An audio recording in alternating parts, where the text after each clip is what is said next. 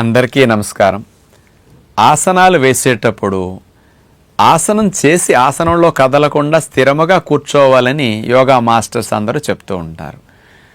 ఆ స్థిరముగా కూర్చున్నప్పుడు కొంతమందికి వేసిన 5-10 సెకండ్లకే నొప్పి వచ్చేసేస్తుంది. వెంటనే వీళ్ళకి తీసేయాలనిపిస్తుంది. పక్క వారిని చూస్తేనే వాళ్ళు నిమిషమైనా 2 నిమిషాలను అట్లాగే కూర్చుంటారు. వీళ్ళకి సందేహం కలుగుతుంది. అసలు ఆసనంలో ఎంతసేపు ఉంటే ఫలితం వస్తుంది, ఎంతసేపు వేయాలి అనేది ఇక్కడ ఒక యథార్థమైన వాస్తవాన్ని యోగ ప్రియులందరూ గమనించాలి. ఆసనం వేసిన తర్వాత ఎంతసేపు ఉండాలి అనేది ప్రతి ఒక్కరికి మార్పు చెందుతూ ఉంటుంది సమయం అనేది. అందుకని మీ శరీరానికి ఉన్న ఫ్లెక్సిబిలిటీని బట్టి, మీరున్న లావును బట్టి, మీకున్న బొజ్జను బట్టి, మీకున్న ఊపిరితిత్తుల కెపాసిటీని బట్టి, మీకు ఆసనాల అభ్యాసాన్ని బట్టి ఈ సమయం అనేది వ్యక్తికి మారిపోతూ ఉంటుందని గమనించండి. పక్కవారిని చూస్తూ వాళ్ళు ఎక్కువసేపు ఉన్నారు, నేను ఉండట్లేకపోతున్నాను నిరుత్సాహపడి మీరు తీసేయొద్దు. అలా అనుకుని యోగా మానేయొద్దు. ఎంతసేపు వెయ్యాలనే దాని మీద నేను ఇక్కడ ఆసనానికి ఉండే స్థితులు ఒకసారి తెలియచేస్తాను.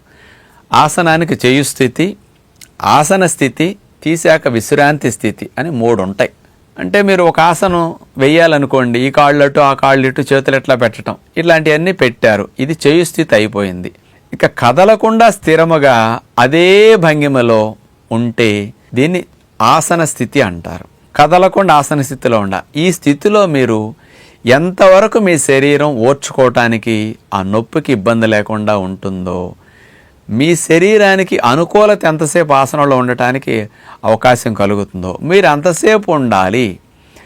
ఇప్పుడు మొదట్లో 10 రోజుల పాటు అలవాటు లేక ఒక 6 నిమిషమే ఉన్నారు. 11వ రోజు నుంచి 40 సెకండ్లు పెరగచ్చు, ఇంకా పెరిగితే 50 సెకండ్లు పెంచవచ్చు. అట్లా రోజు రోజుకి మీకు ఆసనాల్లో అభ్యాసం అయ్యే కొద్దీ మీ ఫ్లెక్సిబిలిటీ పెరిగి మీ శరీరానికి ఒక అలవాటుగా మారి ఆసనంలో కదలకుండా ఉండే స్థితి మీకు పెరుగుతుందన్నమాట.